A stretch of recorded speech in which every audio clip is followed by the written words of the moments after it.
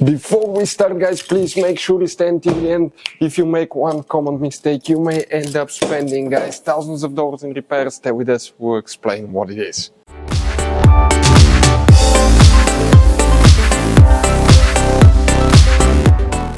Hey guys, welcome back to Auto Repair, guys. Super quick helpful video for any of you having a problem where you have red battery light on the dash on Mercedes C Class generation W204. Guys, please do not waste your money on diagnostics, parts, tools until you watch that video. It could be a really simple fix that will not cost you much money. Stay with us, but if you do something wrong, you can actually even destroy your engine. We'll explain why. If you need to buy replacement parts, tools, we'll share the information in the description of the video below where you can get them from, and you can see where we get most of our tools and supplies from as well. So let's start on it now. Before we start, let us tell you a little bit about us, guys. Every single car we get here at the garage, we try to make at least 200 to 300 free repair videos.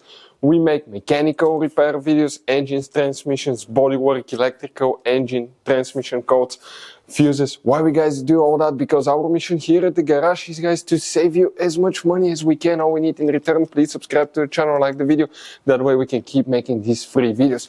And guys, check out our YouTube channels. We have more than 17,000 free repair videos that can save you thousands of dollars in future repairs. So let's start on it now. So guys, if you have red battery light on, multiple things can cause that, but that most likely indicates problems with the charging system. What can cause that? We will explain that in a second. But if guys, okay, the first thing that we'll recommend to check is your serpentine belt. Let's go ahead, open the hood. We're going to talk about that in a second now. The serpentine belt, okay, drives, guys, okay, from this side right here, you can see it, the serpentine belt right here drives the alternator. You see the alternator here is spun by the serpentine belt and it charges the car battery. So you want to make sure immediately you pull over, okay, and you check to make sure that the belt didn't fall off. Do not stick your hands when the engine is running. Make sure the engine is off and just see if the belt is where it's supposed to be.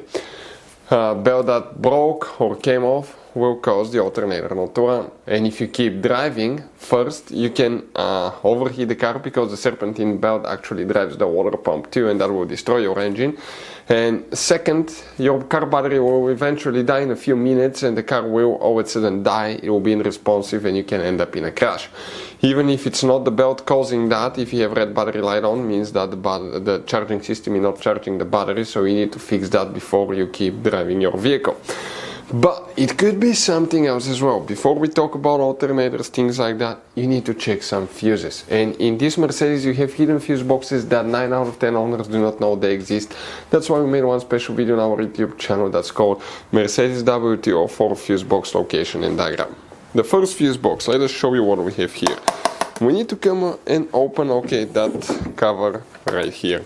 You need to open the two clips, pull it up, and underneath you have a fuse box with a layout like this one here.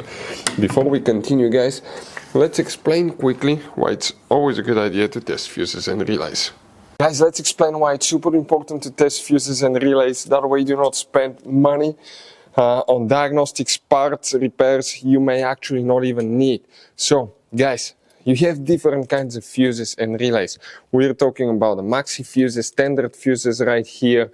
You have, watch how many different kinds of relays as well. Now, these fuses, sometimes you can clearly see if a fuse is burnt or not by looking at the element. But sometimes it's really sneaky. They can burn here on the side. It's hard to see. Some fuses will not be visible as well. And we had people that will spend thousands of dollars in repairs, replacing modules, even engine computers, when all they had to do, they assumed they had a good fuse. They pulled it out, they saw it, and they assumed it was good. But guys, you can easily test these fuses, and on some of these, most of them, they have even the terminals on top that allows you to check them with a voltmeter and find out if it's good or bad. You see, that's a good fuse. If it's blown, okay, like this one here, it's blown, nothing. Check this thing out, no connection. One next to it, okay. Right here, let me get good contact point. That's a good fuse, guys.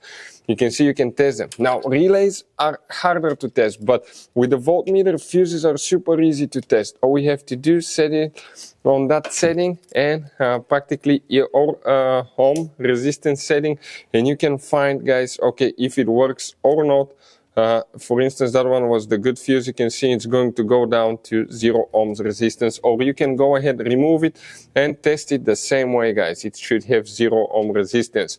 Now, relays, guys, are a little bit more complicated, but it's doable. It will take you a minute or two to find out how to do that. Now, we'll put, guys, links to a video that will explain how to test relays, how to test fuses, which battery terminal you need to reconnect and disconnect first if you're doing repairs, because that can cause modules to burn as well, and that can cost you thousands of dollars in repair. Check out the videos, they will be in the description of the video below. So let's start on it now. Guys, most people check that fuse box, right? But actually the alternator fuses, okay, you see that positive jump starter terminal? Most people do not know about that. This is a pre-fuse box. If you take it apart, you will have multiple fuses on the inside, guys.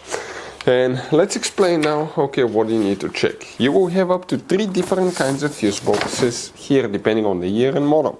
If you have a C Class W204 up to 2010, you will have that fuse box here. And the fuse that you need to check for the alternator is fuse number 88, right here. Then, if you have one with the Eco Start Stop after 2010, guys, okay, you will need to check fuse number 150, right here. You need to check that one, guys. And you may have a different design, okay, without with the Eco Start Stop. That's without the Eco Start Stop. So what we recommend, once you open them, guys, just check all your fuses inside, because those are very important fuses. If you have weird things happening with your car, that could be causing that as well. Another thing, it could be a bad alternator, guys. And alternator, if you want to see how to replace alternator voltage regulator, alternator brushes, or how to test alternator diode, we'll have the videos on the channel, guys. It will teach you how to do that step by step. But those are some of the most common things that we see. Sometimes it could be actually the sensor, the BMS sensor, that's the battery monitor sensor on the negative terminal of the car battery, that actually checks the charging of the battery and all that stuff. So it could be bad BMS causing that too, but those are some of the most common things we see at the garage. In this Mercedes W204, you're going to have all kinds of different fuses and relays that sometimes are hard to find. And if you're in the middle of nowhere, you may have a hard time finding one, guys. Replacement one, you may be stuck. It happened to us. So what we usually do, we buy some spare ones and we put in the glove box for a peace of mind. We'll share a link where you can get them at a really good price, quick shipping. That way you do not waste money and time. That link will be in the description of the video below. Check it out for your convenience. Hopefully, guys, the video will be helpful. Thank you for watching and see you next time.